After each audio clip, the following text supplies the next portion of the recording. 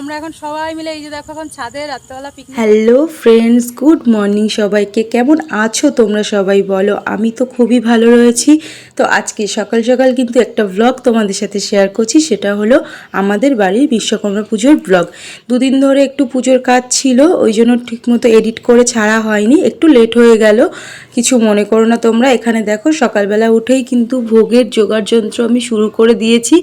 এখানে দেখো 5 রকম মিষ্টি, তারপরে যজ্ঞের জন্য রয়েছে এখানে যজ্ঞ ডুমুর, বেলপাতা, যেগুলো লাগে, আমের পল্লব, দুব্বা, তারপরে অনেক কিছু রয়েছে। এখানে দেখো ছোলা মটর আমি কালকে রাত্রে ভিজিয়ে রেখেছিলাম, বেল কাঠ, আম কাঠ, নারকেল সব কিছু রয়েছে।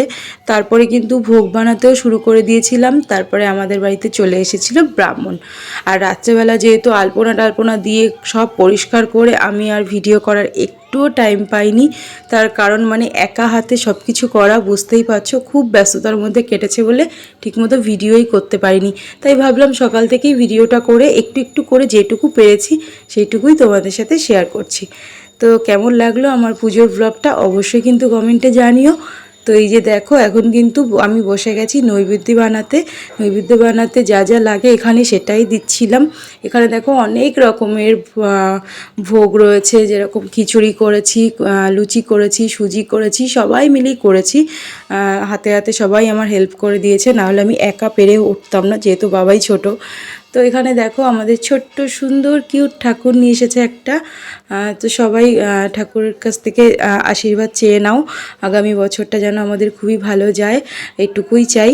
তো এখানে দেখো অনেক রকম ভোগ রয়েছে, ভোগগুলো শেয়ার করছি। এখানে রয়েছে ছোলা মটর ভিজিয়ে রেখেছিলাম কালকে, সেগুলো, ফল কাটা রয়েছে, আখ রয়েছে, খই, খিচুড়ি, সব কিছুই রয়েছে। তারপরে দেখো ব্রাহ্মণ তো পুজো করতে চলে এসছে, আর পুজো প্রায় কমপ্লিট হয়ে এসছে। এখন হবে হচ্ছে যজ্ঞ, আর তারপরে কিন্তু অঞ্জলি দেওয়া হবে। তো এই যজ্ঞের জন্যই কিন্তু এখন ইট এগুলো সব রেডি করা হচ্ছে।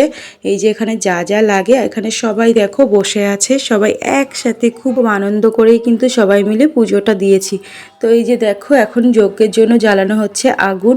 আর আমার সত্যি কথা বলতে গেলে বাড়ির কাজের থেকেও পুজোর কাজ করতে বেশি ভালো লাগে। বাড়ির কাজ করতেও ভালো লাগে, আর তার থেকে বেশি ভালো লাগে এই যে পুজোর ভোগ বানানো, সব কিছু রেডি করা, ভীষণ আমি ভালোবাসি। তো এই যে দেখো তোমাদের দাদা ভাই, তারপরে আমার ওটা আর একটা দাদা, এখানে সবাই বসে আছে।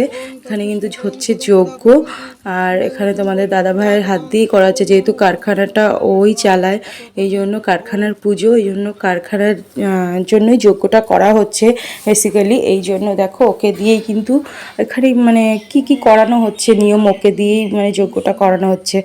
তো তোমাদের দাদাভাই দেখো এখানে বসে বসে সব কিছুই যা যা বলছিল ব্রাহ্মণ সেগুলোই করছিল। আর এখানে দেখো যজ্ঞে যেহেতু ছাইগুলো পড়বে, এই জন্য কিন্তু সব ফল প্রসাদ এগুলো সব ঢেকে দেওয়া হয়েছে। তো আমাদের পুজো প্রায় কমপ্লিট, আর এখন হচ্ছে যজ্ঞের ফোঁটা নেওয়া হবে, সরি।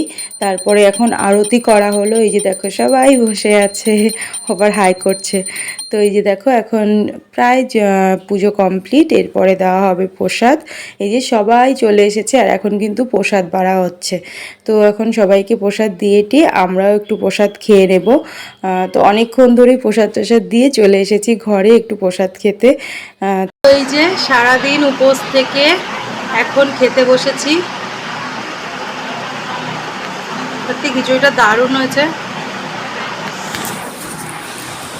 এই যে এখন খেতে বসলাম এই যে খিচুড়ি নিয়ে।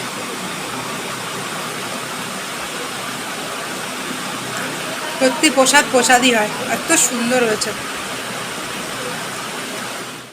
তো সোজা তারপরে চলে এসেছি ছাদে, আর এখন হচ্ছে ছাদে রান্নাবান্না, চলো তোমাদেরকে দেখাচ্ছি।